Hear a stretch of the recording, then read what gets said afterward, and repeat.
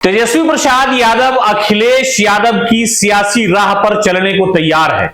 ऐसा हम इसलिए कह रहे हैं क्योंकि लोकसभा का जो परिणाम आया उसके बाद अखिलेश यादव और उनके गठबंधन की चर्चाएं पूरे भारत में होने लगी और जो छोटी पार्टियां हैं उसमें सबसे बड़ी पार्टी बनकर के परिणाम के बाद उत्तर प्रदेश और बिहार के साथ साथ पूरे भारत में चर्चाएं अखिलेश और उसकी जीती हुई सीट को लेकर के होने लगी।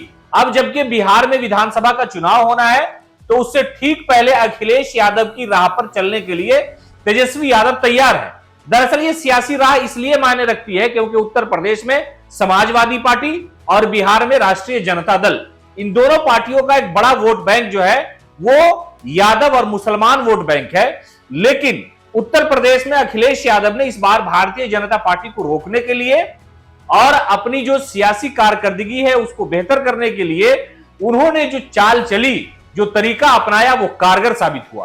कारगर इतना साबित हुआ कि अयोध्या जैसी सीट जहां पर राम मंदिर का निर्माण हुआ, प्राण प्रतिष्ठा हुई और उत्तर प्रदेश के जितने भी बड़े एनडीए के नेता थे, प्रधानमंत्री, सब लोग एक साथ वहां जमा हुए और कहा जो राम को लाए हैं हम उनको लाएंगे। लोगों ने यह नारा दिया। लेकिन जो चुनावी परिणाम आया उसमें अखिलेश की सियासी कारकर्दगी, उनकी सियासी अकल ने सब कुछ खत्म कर दिया और बीजेपी अयोध्या फैजाबाद से भी हार गई।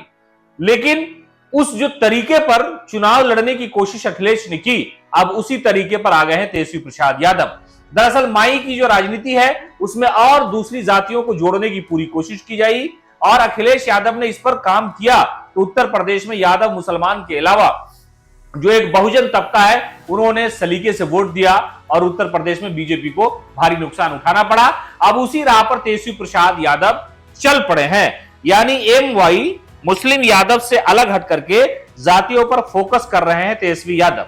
सोशल इंजीनियरिंग का अखिलेश यादव ने जिस तरह से लोकसभा में फायदा उठाया, उसका फायदा उठाने की भरपूर कोशिश जो है वो तेजस्वी यादव कर रहे हैं। राजद ने अपने संगठन में अति पिछड़ा वर्ग को 28% भागीदारी दे दी है। उसके अलावा राजद की नई जो रणनीति है उससे यह फायदा हुआ कि लोकसभा में जो है इन्हें सबसे ज्यादा वोट मिला बिहार में और वोट फीसद में इजाफा हुआ। आरजेडी के 50 जो संगठन जिला इकाई है उसमें अध्यक्ष पद जो है वो अति पिछड़ा के लिए 50% आरक्षित है। तो कहा यह जा रहा है कि जिस तरह से तेजस्वी प्रसाद यादव ने इन सारी चीजों को अपनाया है उससे उनको फायदा जो है वो विधानसभा चुनाव में होने वाला है। और लाभ किनको मिला?